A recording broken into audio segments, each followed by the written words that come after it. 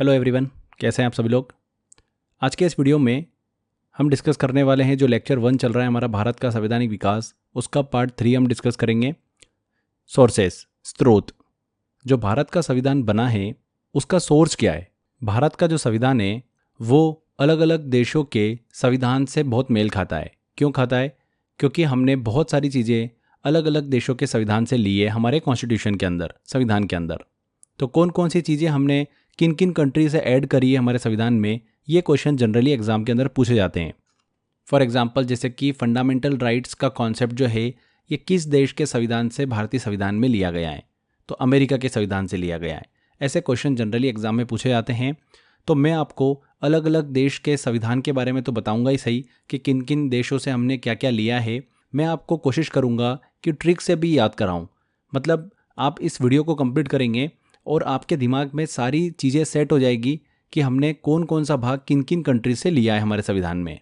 लगभग 70-80% डेटा जो है वो आपके दिमाग में ऑलरेडी सेट हो जाएगा। थोड़ा सा अगर आप ध्यान और दे लेंगे तो ये टॉपिक 100% आपके दिमाग में पूरा कंप्लीटली सेट हो जाएगा। इसको एक इमेज से देखिए कि ये अमेरिका का संविधान है, ब्रिटेन का संविधान है, कनाडा का संविधान है, आयरलैंड का संविधान है, रूस का संविधान है, फ्रांस का है, जर्मनी का है, ऐसे ही ऑस्ट्रेलिया और दक्षिण अफ्रीका का संविधान है। तो ऐसे और भी कंट्रीज़ है, बट हम एग्जांपल ले रहे हैं। तो भारत का जो संविधान बना है ना, तो थोड़ा थोड़ा हमने क्या करा, हर कंट्री से पोर्शन ऐड करा और बन गया हमारा भारत का संविधान। ठीक है, तो ये थोड़ा सा आपको यहाँ पर इमेज से समझ में आया होगा कि भारत का संविधान जो है वो किस तरीके से बना है। अब एक एक करके सभी देशों के संविधान से क्या क्या पोर्शन लिया है उसको हम डिस्कस करते हैं। सबसे पहले हम बात करते हैं फ्रेंड्स जर्मनी से। जर्मनी के संविधान से भारतीय संविधान में क्या चीज़ें ली गई हैं, तो ध्यान से सुनिएगा। देखिए, जर्मनी वर्ड जो है ये हमको क्या फीलिंग दे रहा है। अगर ध्यान से जर्मनी वर्ड को आप खोलोगे तो क्या समझ में आ रहा है, जम गई मनी, है ना। जर्मनी, जम गई मनी। तो अगर मनी जम जाएगी किसी कंट्री के अंदर तो अर्थव्यवस्था रुक जाएगी। अर्थव्यवस्था अगर रुक जाएगी तो इमरजेंसी लग जाएगी, ऑब्वियस सी बात है। तो इमरजेंसी वाली सिचुएशन जो है, जैसे कि इमरजेंसी प्रोविजंस, आपात उपबंध, या फिर राष्ट्रपति की आपातकालीन शक्तियां, emergency power of the president, ये सारे कॉन्सेप्ट लिए गए हैं जर्मनी के संविधान से। हो गया आपको याद? बहुत ही इजी तरीका है इसको याद करने का। इमरजेंसी प्रोविजंस की बात करी हमने, तो आपात उपबंध क्या होते हैं, ये जो कंट्री में किसी बड़ी मुसीबत या संकट के समय पर लागू किए जाते हैं, जैसे कि वॉर के टाइम पर। तो इस तरीके की सिचुएशन में इमरजेंसी प्रोविजंस हमको देखने को मिलते हैं, आपात उपबंध। अगर हम आपातकालीन शक्तियों की बात करें, राष्ट्रपति की आपातकालीन शक्तियों की, तो वे स्पेशल राइट्स होते हैं जो कि प्रेसिडेंट को कंट्री में इमरजेंसी की सिचुएशन के समय मिलते हैं, ताकि वे फास्ट डिसीजन ले सके और सिचुएशन को कंट्रोल में ला सके। ठीक है, अगली कंट्री की तरफ चलते हैं। अब बात करते हैं कि जापान के संविधान से क्या लिया गया है। तो फ्रेंड्स, आप अगर जापान को देखोगे, जापान के लोग जो है किसी भी चीज़ को बनाने में हमेशा एक सही प्रोसीजर को फॉलो करते हैं। इसीलिए जापान जो है इतना सक्सेसफुल है, वहाँ के लोग इतने सक्सेसफुल है, क्योंकि वो हमेशा एक प्रक्रिया को फॉलो करते हैं, एक प्रोसीजर को फॉलो करते हैं। इसीलिए जापान जो है इतनी तरक्की पर है। अपने डेली रूटीन में भी वो एक अच्छी प्रक्रिया, एक प्रोसीजर को फॉलो करते हैं। इसीलिए जापान के लोगों की उम्र भी लंबी होती है ना फ्रेंड्स। तो इसी वजह से फ्रेंड्स ऐसा सोचिए कि भारतीय संविधान में इसी प्रोसीजर, इसी प्रक्रिया का प्रावधान जो है वो कहाँ से लिया, जापान से लिया है। प्रोसीजर स्टेब्लिश्ड बाय लॉ, विधि द्वारा स्थापित प्रक्रिया। प्रक्रिया मतलब प्रोसीजर की बात हो रही है, ठीक है ना। तो ये कॉन्सेप्ट कहाँ से लिया है, जापान से लिया है। तो जब भी आप प्रोसीजर वर्ड देखोगे, प्रक्रिया देखोगे, तो आपको जापानी लोग दिमाग में आएंगे कि यार जापान जो है ये प्रोसीजर प्रक्रिया को फॉलो करते हैं, इसीलिए जापान जो है इतनी तरक्की पर है। समझ में आया आपको? तो विधि द्वारा स्थापित प्रक्रिया जो है, प्रोसीजर स्टैब्लिश्ड बाय लॉ, ये जापान के संविधान से लिया गया है। इसका मतलब क्या होता है, अगर कोई कानून संसद द्वारा पारित किया गया हो और उस कानून में कोई प्रक्रिया निर्धारित की गई है, तो उस प्रक्रिया के अनुसार कार्रवाई करना जरूरी होती है, चाहे वह प्रक्रिया उचित हो या ना हो। एक प्रोसीजर बना हुआ है, एक प्रक्रिया बनी हुई है, उसको फॉलो करना। अब बात करते हैं कि इसको भारतीय संविधान में शामिल किया गया। तो विधि द्वारा स्थापित प्रक्रिया का मतलब होता है कि सभी गवर्नमेंट वर्क और डिसीजन जो है वो लीगल रूल्स और प्रोसीजर के अनुसार किए जाते हैं। मतलब किसी पर्सन को तभी सजा दी जा सकती है जब उसके खिलाफ कानून के अनुसार ठीक से एक्शन लिया जाए। क्लियर? तो जापान के संविधान से क्या लिया, प्रक्रिया प्रोसीजर ली गई, विधि द्वारा स्थापित प्रक्रिया, procedure established by law. Okay, तो दो कंट्री की हमको डिटेल याद हो गई। आगे बढ़ते हैं। अब बात करते हैं हम कि रूस के संविधान से क्या लिया है, रशिया के संविधान से। तो रूस की बात कर रहे हैं हम। तो रूस ऐसी कंट्री है जो कि रूट कर बैठी रहती है, हमेशा किसी न किसी कंट्री से हमेशा क्या करती है, ये रूट कर बैठ जाती है। तो रूस का नेचर कैसा है, रूट कर बैठने का, रूट कर। ठीक है, तो हमने वो वर्ड लिख लेना है रूट कर। तो देखिए इस वर्ड से ही हमको क्लियर हो रहा है, रू ठ कर। तो रू से बन जाएगा हमारा रूस, और कर जो आखिरी में है ये कर्तव्य को इंडिकेट कर रहा है। तो कर्तव्य देखिए, अगर हमारे संविधान में बात करेंगे हम, तो मौलिक कर्तव्य का हमारे दिमाग में कहीं ना कहीं साइन मिलेगा। तो मौलिक कर्तव्य, फंडामेंटल ड्यूटी जो है, ये किस देश के संविधान से ली गई है? भारतीय संविधान में रशिया के संविधान से ली गई हैं। फंडामेंटल ड्यूटी की बात कर रहे हैं तो इसके अंतर्गत ऐसे कार्य आते हैं जो कि सिटीजन को कंट्री और सोसाइटी के लिए करने चाहिए, जैसे कि राष्ट्रगान का सम्मान करना चाहिए, पर्यावरण की रक्षा करना चाहिए। ठीक है ना, तो ये फंडामेंटल ड्यूटीज़ है हमारी, जो कि हमको फॉलो करना चाहिए। तो मौलिक कर्तव्य जो है ये लिए गए हैं रशिया के संविधान से। हो गया आपको याद, कितनी आसानी से हमने पढ़ लिया इसको। चलिए आगे बढ़ते हैं। अब बात करते हैं हम कि फ्रांस के संविधान से भारत के संविधान में क्या क्या कॉन्सेप्ट लिए गए। तो एक मैं आपको यहाँ पर एक ट्रिक बता रहा हूँ, और ट्रिक हमारी है इमेज वाली। मैं एक इमेज आपके लिए लेकर आ रहा हूँ, आप बस वो इमेज देखिए, आपके दिमाग में एक सिचुएशन जो है वो क्रिएट हो जाएगी, और हमेशा आपके दिमाग में वो रहेगी। कभी भी एग्जाम में फ्रांस से रिलेटेड क्वेश्चन पूछेगा तो 100% आप बिल्कुल सही करके आओगे। ओके, तो इमेज है हमारी इस तरीके से। ये एक सिचुएशन है, गणतंत्र दिवस रिपब्लिक डे पर एक परेड हो रही है। इस परेड में हम क्या देख रहे हैं कि एक आदमी फ्रॉक पहनकर घुस आता है। ठीक है, ये एक हमारी इमेजिनेशन है जिसको हमने इमेज के तौर पे आपके सामने प्रस्तुत किया है। तो आपके दिमाग में ये पिक्चर सेट हो चुकी है, गणतंत्र दिवस की परेड चल रही है और इस परेड में एक आदमी जो है वो फ्रॉक पहनकर घुस आता है। ठीक है, तो गणतंत्र दिवस की परेड में यहाँ पर हमारे पास में एक वर्ड निकल कर आया, गणतंत्र, रिपब्लिक, और फ्रॉक से यहाँ पर फ्रेंड्स हमारे पास एक वर्ड निकल के आया। फ्रॉक से एक ही कंट्री है जो कि हमको फ्रांस वर्ड जो है वो समझ में आ रहा है। ठीक है, तो यहाँ पर फ्रांस जो है ये हमको क्लियर हो गया। तो एक गणतंत्र राज्य का विचार जो है, the idea of a Republican state, ये लिया गया है फ्रांस के संविधान से। ठीक है, इसका मतलब क्या होता है? देखिए, गणतंत्र राज्य का मतलब होता है कि कंट्री का जो चीफ होगा, मतलब जो सबसे प्रमुख होगा, जैसे कि प्रेसिडेंट है, वह पब्लिक द्वारा चुना जाएगा। राजशाही शासन जो है वो नहीं होगा। तो ये चीज़ आपको क्लियर हो गई। तो फ्रांस के संविधान से क्या लिया गया? एक गणतंत्र राज्य का विचार, the idea of a Republican state. Clear हो गया आपको? चाह के भी नहीं आप इसको भूल सकते अब। इसके अलावा ध्यान रखिएगा, स्वतंत्रता, समानता और बंधुता का विचार जो है, आइडिया ऑफ लिबर्टी, इक्वालिटी और फ्रेटर्निटी, ये भी किसके संविधान से प्रेरित है? फ्रांस के संविधान से। ठीक है, भारतीय संविधान में लिया गया इनको। लिबर्टी, स्वतंत्रता का मतलब है कि हर व्यक्ति को अपनी इच्छा के अनुसार सोचने, बोलने और काम करने की फ्रीडम होनी चाहिए। समानता, इक्वालिटी का मतलब है जितने भी लोग हैं सभी लोग एक समान रहे, उन्हें एक जैसे राइट्स और अपॉर्चुनिटी मिलना चाहिए। बंधुता, फ्रेटर्निटी का मतलब है यहाँ पर जितने भी लोग हैं वो सभी लोग भाईचारे और आपसी सहयोग के साथ में रहे। तो ये चीज़ क्लियर हो गई। सबसे इंपॉर्टेंट है कि गणतंत्र मतलब रिपब्लिक का विचार जो है ये भारतीय संविधान में फ्रांस देश से लिया गया है। चलो अब आगे बढ़ते हैं, अगला स्टेट लेते हैं हम। अगली जो हमारी कंट्री है वो है आयरलैंड। आयरलैंड के संविधान से क्या लिया, और बहुत इंपॉर्टेंट है और बहुत बार क्वेश्चन एग्जाम में यहाँ से पूछे जाते हैं, तो ध्यान से समझिएगा। देखिए, राज्य के नीति निर्देशक तत्व, directive principle of state policy, ये क्या होते हैं कि धन का समान वितरण होना चाहिए, ग्राम पंचायत का गठन होना चाहिए, कृषि एवं पशुपालन का संगठन होना चाहिए, पर्यावरण संरक्षण का काम होना चाहिए। ये सभी क्या है? राज्य के नीति निर्देशक तत्व हैं, directive principles of state policy है।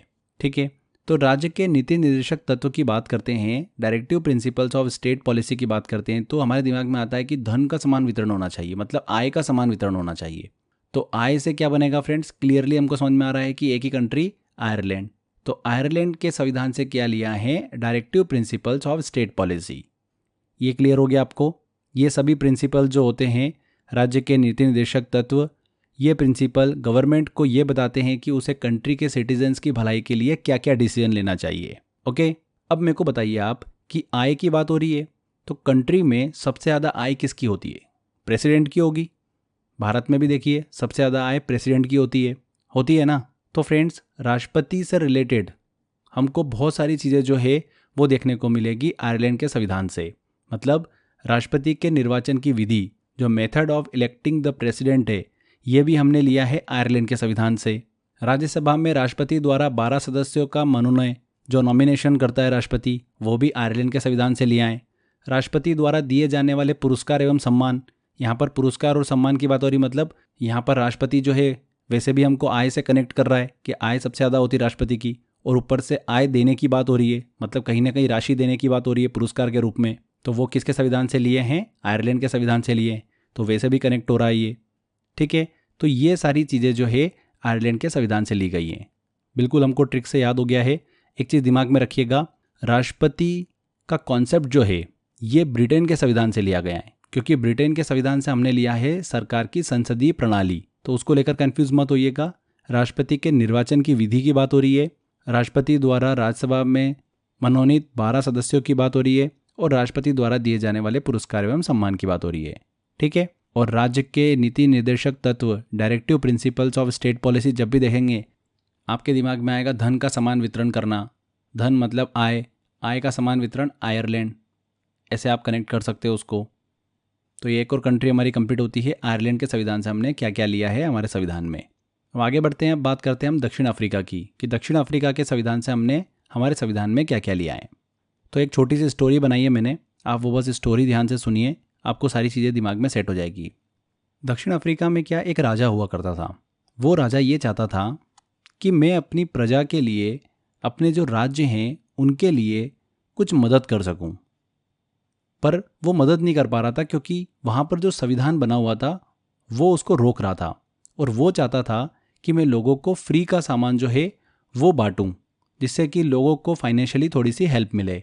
अफ्रीका में देखिए लास्ट का वर्ड पकड़ेंगे आप, फ्री का सामान, ठीक है। तो वो राजा की भी दिमाग में ऐसी सोच थी कि मैं फ्री का सामान लोगों को दूं, जिससे लोगों को थोड़ा सा फाइनेंशियली सपोर्ट मिले। पर संविधान जो है वो उसको रोक रहा था। तो उसने क्या करा, संविधान में संशोधन कर दिया, ठीक है। तो संविधान में संशोधन किया उसने, और उसने क्या करा, फ्री का सामान बांटना स्टार्ट किया। पर हर राज्य में फ्री का सामान पहुंच पा रहा है कि नहीं पहुंच पा रहा है, ये भी बड़ी समस्या थी। तो इसके लिए उसने क्या करा, राज्यसभा के सदस्यों का निर्वाचन किया कि भैया हर राज्य में सामान जो है फ्री का सामान वो सही तरीके से पहुंच रहा है कि नहीं पहुंच रहा है, ये देखने के लिए राज्यसभा के सदस्यों का निर्वाचन कर दिया। और उन सदस्यों ने अपने राज्यों में ये देखा कि हाँ भैया फ्री का सामान जो है वो सिस्टमेटिक तरीके से डिलीवर हो रहा है। तो आपको स्टोरी समझ में आ गई, दक्षिण अफ्रीका के राजा की स्टोरी। दक्षिण अफ्रीका नाम देखोगे तो फ्री का सामान एक राजा है वहाँ पर जो वितरण करना चाहता है, पर उसका संविधान उसे रोक रहा था। तो उसने संविधान संशोधन कर दिया। अब राज्यों में पहुँच रहा है कि नहीं पहुँच रहा है फ्री का सामान, ये देखने के लिए उसने राज्यसभा के सदस्यों का चुनाव किया। तो उन राज्यसभा के सदस्यों ने ये इंश्योर किया कि फ्री का सामान जो है वो ग्राउंड लेवल तक पहुंच रहा है। बस ये एक छोटी सी स्टोरी थी जो कि मैंने आपके दिमाग में सेट कर दी है। तो दो चीज़ें दक्षिण अफ्रीका के संविधान से भारतीय संविधान में ली गई जो कि हमको इस स्टोरी से क्लियर हो रही है। एक तो संविधान संशोधन की व्यवस्था, कॉन्स्टिट्यूशन अमेंडमेंट सिस्टम, ये दक्षिण अफ्रीका के संविधान से लिया गया। और सेकेंड, राज्यसभा के सदस्यों का निर्वाचन, इलेक्शन ऑफ राज्यसभा मेंबर्स। संविधान संशोधन की व्यवस्था एक वो एक्टिविटी है जिसमें कॉन्स्टिट्यूशन में चेंजेस और इम्प्रूवमेंट किए जाते हैं। इसके लिए पार्लियामेंट में विशेष बहुमत से प्रपोजल पास किया जाता है। वहीं राज्यसभा के मेंबर्स की बात करें हम, तो राज्यसभा के मेंबर्स को स्टेट असेंबली के मेंबर और सर्टेन स्पेसिफाइड पीपल जो है वो चुनते हैं। इसमें स्टेट की असेंबलीज के लेजिस्लेटर वोट देते हैं और कुछ मेंबर को प्रेसिडेंट जो है वो नॉमिनेट करते हैं, ठीक है। तो ये दोनों व्यवस्था जो है दक्षिण अफ्रीका के संविधान से ली गई हैं भारतीय संविधान में। ये भी याद हो गया हमको। आगे बढ़ते हैं, अब बात करते हैं हम कि ऑस्ट्रेलिया के संविधान से क्या लिया है। अब देखिए फ्रेंड्स, ऑस्ट्रेलिया के संविधान की बात कर रहे हैं हम। तो ऑस्ट्रेलिया के संविधान में देखिए स्टार्टिंग में आप अगर यहाँ पर वर्ड देखोगे तो ऑस लिखा हुआ आ रहा है, तो हम एक वर्ड बनाते हैं इससे ऑसम। तो ऑसम चीज़ ऑस्ट्रेलिया के संविधान से भारतीय संविधान में ली गई है, जो कि बिल्कुल ऑसम है।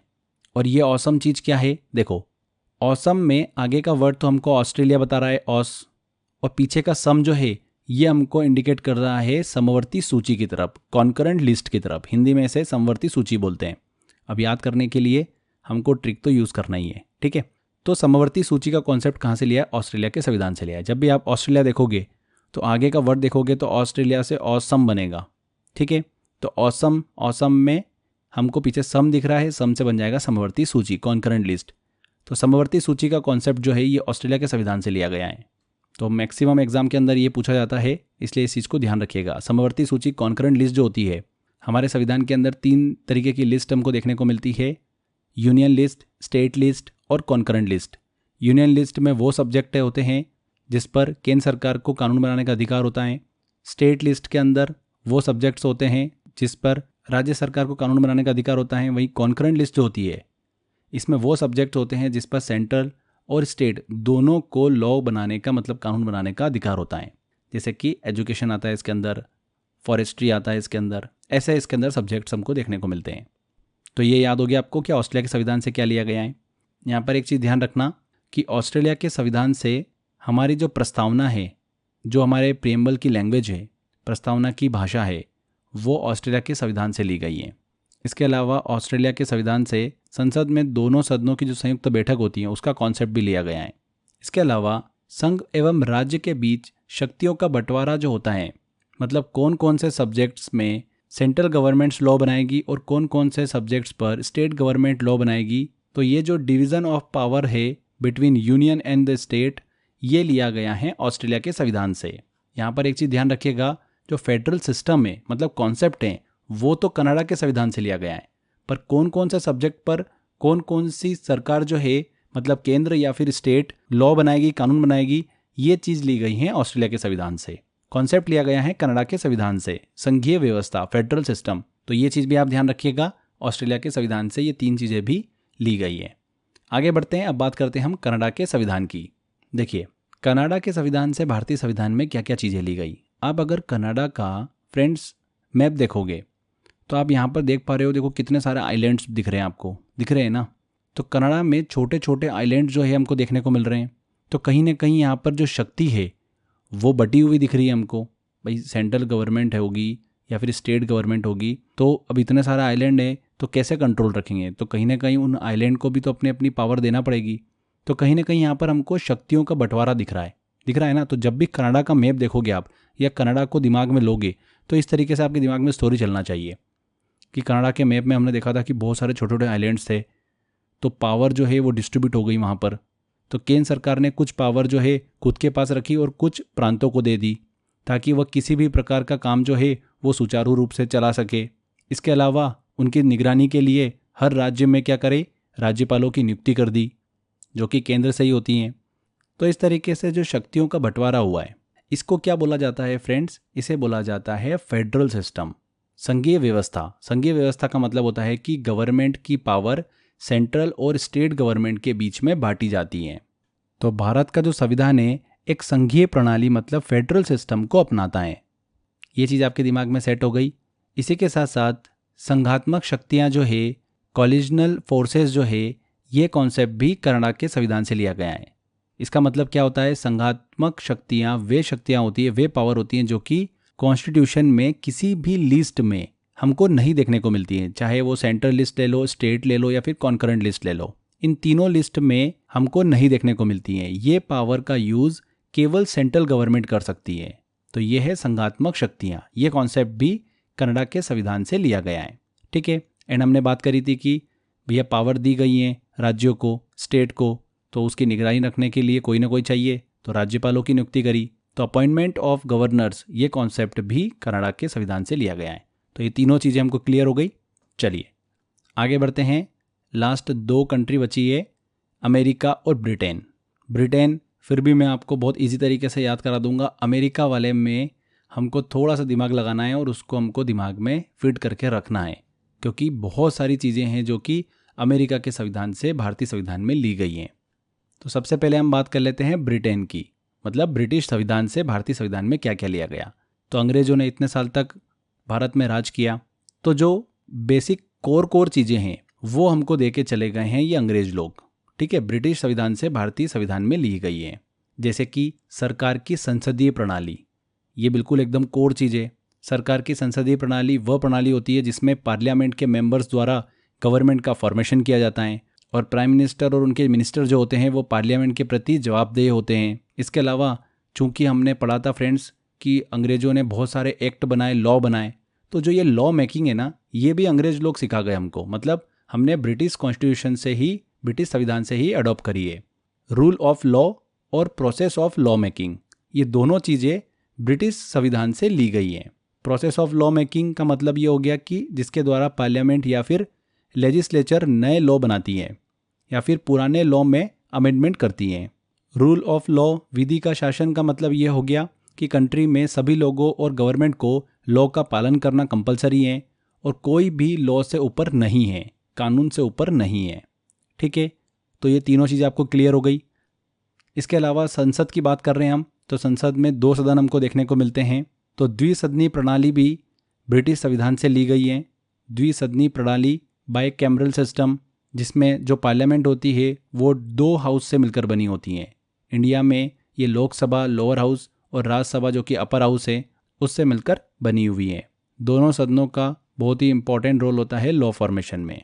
इसके अलावा संसद की बात कर रहे हैं हम, तो संसद में हमको मंत्री दिखते हैं। तो कैबिनेट सिस्टम जो है ये भी ब्रिटिश संविधान से ही लिया गया है, मतलब मंत्रिमंडलीय प्रणाली जो है ये भी ब्रिटिश संविधान से ली गई है। उसमें प्राइम मिनिस्टर और उनके मिनिस्टर शामिल होते हैं जो कि मिलकर क्या करते हैं, देश की गवर्नमेंट को चलाते हैं। और ये मिनिस्टर पार्लियामेंट के मेंबर होते हैं और पार्लियामेंट के प्रति उत्तरदायी होते हैं। ठीक है ना, तो पार्लियामेंट से रिलेटेड हमको बहुत सारी चीज़ें देखने को मिल रही है यहाँ पर, जो कि ब्रिटिश संविधान, ब्रिटिश कॉन्स्टिट्यूशन से ली गई हैं।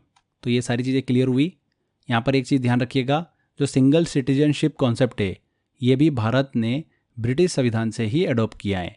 इंडिया में सिंगल सिटीजनशिप का मतलब होता है कि पूरी कंट्री में सिटीजन की एक ही प्रकार की सिटीजनशिप होती है, चाहे आप किसी भी स्टेट में रह रहे हो, आपकी सिटीजनशिप इंडियन ही कहलाएगी। ठीक है, तो ये कॉन्सेप्ट भी ब्रिटिश संविधान से लिया गया है। तो ये हमने डिस्कस किया कि ब्रिटिश संविधान से भारतीय संविधान में क्या क्या लिया गया। Single citizenship, parliamentary system of government, rule of law, process of law making, cabinet system और बाइकैमरल सिस्टम, द्विसदनीय प्रणाली। आगे बढ़ते हैं, अब आखिरी कंट्री की बात करते हैं हम, अमेरिका की। अब यहाँ पर देखिए, अमेरिका की बात कर रहे हैं हम, तो अमेरिका आप सभी को पता ही है कि वर्ल्ड की मोस्ट पावरफुल कंट्री है। तो पावर की बात हो रही है यहाँ पर, अमेरिका बहुत ही पावरफुल है। अब देखिए फ्रेंड्स, मैं कुछ कुछ सब्जेक्ट यहाँ पर आपसे डिस्कस कर रहा हूँ, आप मुझे बताना कि उनमें भी कहीं ना कहीं आपको पावर शो हो रहा है कि नहीं हो रहा है। जैसे कि सबसे पहले हमने लिया फंडामेंटल राइट्स। ठीक है ना, फंडामेंटल राइट्स। तो फंडामेंटल राइट जो होते हैं ये हमें किसी भी प्रकार के अनुचित व्यवहार या फिर भेदभाव के खिलाफ खड़े होने के लिए शक्ति देते हैं हमको। तो कहीं ना कहीं हमको ये पावर देते हैं फंडामेंटल राइट्स। तो हमको यहाँ पर पावर देखने को मिल रहा है। इसके अलावा न्यायालय की व्यवस्था जो है, न्यायालय के पास भी पावर होती है कि वो हमारे फंडामेंटल राइट्स की रक्षा करती हैं। अगर किसी के फंडामेंटल राइट्स, मौलिक अधिकारों का हनन हो रहा है तो वो किसके पास जाएगा, न्यायालय के पास ही तो जाएगा ना। तो न्यायालय के पास पावर है, तो यहाँ पर पावर शो हो रहा है हमको। इसके अलावा अमेरिका ऐसी कंट्री है, अगर अमेरिका की किसी देश के साथ में नहीं बनेगी तो उस कंट्री में कहीं ना कहीं फाइनेंशियली जो है वो क्राइसिस हमको देखने को मिलेंगे। तो फाइनेंशियली इमरजेंसी वहाँ पर लग सकती है। तो फाइनेंशियल इमरजेंसी, वित्तीय आपातकाल जो है, ये कॉन्सेप्ट भी अमेरिका के संविधान से लिया गया। तो ये 3 चीज़ें मैंने आपको बताई, 3 सब्जेक्ट हमने डिस्कस करे, फंडामेंटल राइट्स, न्यायालय की व्यवस्था। इस न्यायालय की व्यवस्था में देखिए क्या क्या आ रहा है। एक तो स्वतंत्र न्यायपालिका की बात हो रही है, इंडिपेंडेंट जुडिशरी। स्वतंत्र न्यायपालिका का मतलब ये होता है कि जो कोर्ट होती है वो अपने डिसीजन बिना किसी प्रेशर्स के लेती है। इसके अलावा न्यायालय की व्यवस्था में हमको सर्वोच्च न्यायालय देखने को मिलता है। सर्वोच्च न्यायालय की सर्वोच्चता, supremacy of the Supreme Court. इसमें बताया गया है कि जो सुप्रीम कोर्ट होता है उसके डिसीजंस सभी कोर्ट पर लागू होते हैं। ठीक है, और फाइनेंशियल इमरजेंसी, ये 3 चीज़ें तो हमको क्लियर हो गई है कि अमेरिका के संविधान से ली गई है। एंड सबसे मोस्ट इम्पॉर्टेंट कि जो हमारे संविधान की प्रस्तावना है, प्रियम्बल है, जो कि कॉन्स्टिट्यूशन की स्टार्टिंग में होती है, जो कि किसी कंट्री के उद्देश्य को बताती है। तो अब भैया सबसे पावरफुल कंट्री के ही तो हम इंट्रोडक्शन को फॉलो करेंगे, प्रस्तावना को फॉलो करेंगे। ऑब्वियस सी बात है, भारत भी चाहता है ना कि अमेरिका जिस तरीके से आगे बढ़ा है उसी तरीके से भारत भी आगे बढ़े। तो प्रस्तावना किसकी फॉलो करेंगे हम, अमेरिका की फॉलो करेंगे, है ना। तो प्रस्तावना ली गई है अमेरिका के संविधान से। तो ये 4 चीज़ें जो मैंने आपको बताई है ये तो आपको ईजी तरीके से याद हो गई है। अब 2-3 और बता रहा हूँ मैं आपको, जो कि अमेरिका के संविधान से ली गई है, वो आपको दिमाग में रखना है। उपराष्ट्रपति का पद जो है, पोस्ट ऑफ वाइस प्रेसिडेंट, ये अमेरिका के संविधान से ली गई हैं। प्रेसिडेंट के बाद दूसरा सबसे बड़ा पद होता है ये वाइस प्रेसिडेंट का। इसके अलावा राष्ट्रपति पर महाभियोग, इम्पीचमेंट ऑफ द प्रेसिडेंट, ये भी लिया गया है अमेरिका के संविधान से। अगर प्रेसिडेंट कोई बड़े गलत काम करता है तो उसे हटाने की प्रोसेस जो है वो शुरू की जा सकती है। ये प्रक्रिया अमेरिका के संविधान से भारतीय संविधान में ली गई है। और सर्वोच्च न्यायालय या फिर उच्च न्यायालय के न्यायाधीशों को हटाने का कॉन्सेप्ट जो है, प्रावधान जो है, ये भी अमेरिका के संविधान से लिया गया है। तो ये 3 चीज़ें भी आप दिमाग में रखिएगा। तो फ्रेंड्स, यहाँ पर मैंने आपको जितनी भी कंट्री है वो सारी कवर करा दी है कि किन किन कंट्री से भारतीय संविधान में क्या क्या लिया गया है। इससे बाहर एग्जाम में नहीं पूछा जाता है। अभी हम कुछ क्वेश्चंस भी लगाएंगे, आप देखोगे कितनी आसानी से आप सारे क्वेश्चंस बना लोगे। टेस्ट वाले सेक्शन में मैंने काफ़ी क्वेश्चंस दे रखे हैं इस टॉपिक से रिलेटेड। आप अच्छे से टेस्ट लगाओगे, आपसे सारे क्वेश्चंस बन जाएंगे। देखिए, लास्ट में कुछ बेसिक इन्फॉर्मेशन और थोड़ी कवर करेंगे हम। भारतीय संविधान की बात कर रहे हैं हम, तो देखिए एकमात्र प्रोविज़न है जो पूरी तरीके से इंडियन का है, भारत का है, वो है शून्यकाल का, 0 आर का। तो 0 आर का जो कॉन्सेप्ट है ये भारतीय संविधान का ही है। तो कभी घुमा फिरा के एग्जाम में क्वेश्चन पूछ ले तो कन्फ्यूज़ मत होना। और इस 0 आर का जो टाइम होता है वो होता है 12 बजे से लेकर 1 बजे तक। शून्यकाल जो होता है ये क्या होता है? ये वो समय होता है जब संसद में सांसद किसी भी मुद्दे को तुरंत उठा सकते हैं जो कि उनके लिए बहुत ही महत्वपूर्ण होते हैं, जिस पर तुरंत चर्चा की आवश्यकता होती है। शून्यकाल कहा जाता है क्योंकि ये प्रश्नकाल मतलब क्वेश्चन आवर के तुरंत बाद आता है और कोई भी निर्धारित एजेंडे का हिस्सा नहीं होता है। समझ में आया आपको? भारत का जो संविधान है उसे बनकर तैयार होने में कितना टाइम लगा? 2 साल 11 महीने और 18 दिन लगे थे। मतलब ये 26 नवंबर 1949 को बनकर तैयार हो गया था। और इसी वजह से एवरी ईयर 26 नवंबर को कॉन्स्टिट्यूशन डे जो है वो सेलिब्रेट किया जाता है। इसके बाद 26 जनवरी 1950 को पूरे इंडिया में कॉन्स्टिट्यूशन को, संविधान को लागू कर दिया गया था। ठीक है, ये सभी तो आपको पता भी होगा, बस बेसिक इन्फॉर्मेशन है, दिमाग में रखिएगा। चलिए अब हम चलते हैं हमारे टेस्ट की तरफ। ये टॉपिक हमारा कंप्लीट होता है। थ्योरेटिकल सेक्शन जितना भी था, जितना भी मुझे आपको याद करवाना था मैं करा चुका हूँ। अब हम क्वेश्चंस लेते हैं एग्जाम में कैसे क्वेश्चंस पूछे जाते हैं। देखिए पहला क्वेश्चन है, संघीय व्यवस्था का सिद्धांत भारतीय संविधान में किस देश से लिया गया है? फेडरल सिस्टम का कॉन्सेप्ट जो है ये किसके संविधान से भारतीय संविधान में लिया गया? फेडरल सिस्टम क्या होता है? केंद्र और स्टेट की पावर का डिस्ट्रीब्यूशन। और ये हमको कनाडा वाले संविधान में हमने डिस्कस किया था कि कनाडा में छोटे छोटे आइलैंड बहुत सारे थे, तो उन आइलैंड को मैनेज करने के लिए शक्तियाँ जो है वो बांट दी गई, डिस्कस किया था हमने। तो फेडरल सिस्टम जो है ये कॉन्सेप्ट लिया गया है कनाडा से। C answer. फंडामेंटल राइट का विचार भारतीय संविधान में किस देश से लिया गया है? तो फंडामेंटल राइट की बात हो रही है तो कहीं ना कहीं यहाँ पर पावर की बात हो रही है, हमारे मूल अधिकार, हमारी पावर की बात हो रही है। तो पावरफुल कंट्री कौन सी है? अमेरिका। B answer. न्यायिक स्वतंत्रता का सिद्धांत भारतीय संविधान में किस देश से लिया गया है? जुडिशियल इंडिपेंडेंस की बात हो रही है यहाँ पर।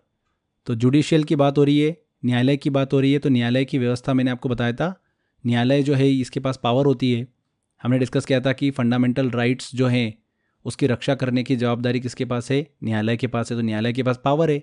तो powerful country America. B answer. अगला क्वेश्चन लेते हैं, भारतीय संविधान के स्रोत में से कौन सा स्रोत विधि का शासन, रूल ऑफ लॉ के सिद्धांत के लिए जाना जाता है? तो रूल ऑफ लॉ के सिद्धांत के लिए जाना जाता है, किस कंट्री से लिया है हमने? ये देखिए लॉ की बात हो रही है और अंग्रेजों ने इतने लॉ हमको दिए हैं, तो कहीं ना कहीं अंग्रेजों की बात हो रही है, ब्रिटेन से रिलेट कर रहा है ये। A answer. संविधान की प्रस्तावना का विचार भारतीय संविधान में किस देश से लिया गया है? तो संविधान की प्रस्तावना किसको फॉलो करेंगे हम? अमेरिका को। पावरफुल कंट्री है, पावरफुल देश बनना चाहते हैं हम। तो ये कॉन्सेप्ट जो है ये किस संविधान से लिया गया है? अमेरिका के संविधान से लिया गया है। राज्य के नीति निर्देशक सिद्धांत की बात हो रही है, directive principle of state policy का विचार किस देश से लिया गया है? तो directive principle of state policy क्या होते हैं? धन का समान वितरण। तो धन मतलब हो गया आय, आय का समान वितरण मतलब आयरलैंड। B answer.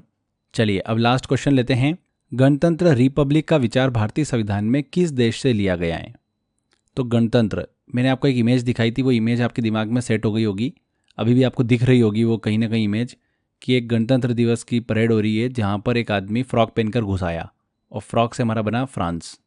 तो गणतंत्र रिपब्लिक का विचार भारतीय संविधान में किस देश से लिया गया है? फ्रांस से लिया गया है। A answer. हो गया क्लियर? तो इस तरीके से देखिए हमने कितनी आसानी से सारे क्वेश्चन सॉल्व कर लिए। ऐसे ही क्वेश्चंस एग्जाम में पूछे जाते हैं और मैंने टेस्ट वाले सेक्शन में और भी क्वेश्चंस दे रखे हैं आपको, प्रैक्टिस करिए उन क्वेश्चंस की अच्छे से, सारे क्वेश्चंस आपसे लग जाएंगे। तो ये हमारा यहाँ पर पहले लेक्चर का तीसरा पार्ट कंप्लीट होता है, जिसमें हमने स्रोत सोर्सेज को डिस्कस किया कि हमारे संविधान का स्रोत क्या है। तो आई होप आपको ये लेक्चर काफ़ी अच्छे समझ में आ गया होगा, और मैंने कोशिश करी है कि बहुत इजी तरीके से समझा पाऊँ, क्योंकि होता क्या है ना, ये सारी चीज़ों को याद रखना बहुत डिफ़िकल्ट होता है, हम भूल ही जाएंगे। अगर हम आज पॉलिटी में ये टॉपिक पढ़ रहे हैं तो 2-3 दिन तक तो याद रहेगा हमको, बट होगा क्या, ज्योग्राफी पढ़ोगे, साइंस पढ़ोगे, और भी सब्जेक्ट पढ़ने आपको, जब वो पढ़ोगे तब ये चीज़ें भूलना ही है आपको। और फिर आपको कुछ एग्जाम में अगर मान लो बिना रिवीजन के चले गए, और जो कि होता ही है, हम कंप्लीटली रिवीजन कर भी नहीं पाते, तो उस समय फिर हमको याद नहीं होता है। तो अभी जो मैंने आपको तरीका बताया, इससे कहीं ना कहीं आपके दिमाग में जाके चीज़ें सेट हो चुकी है। अब एग्ज़ाम में अगर आपको नहीं भी समझ में आया ना, तो जो मैंने आपको तरीका बताया ना, उससे आंसर ज़रूर आप पकड़ लोगे अपना। ठीक है, तो बिल्कुल रिलैक्स होके अच्छे से दिमाग लगाते हुए पढ़ते जाइए, मेहनत करते जाइए, 100% आपको सफलता मिलेगी। Thank you friends.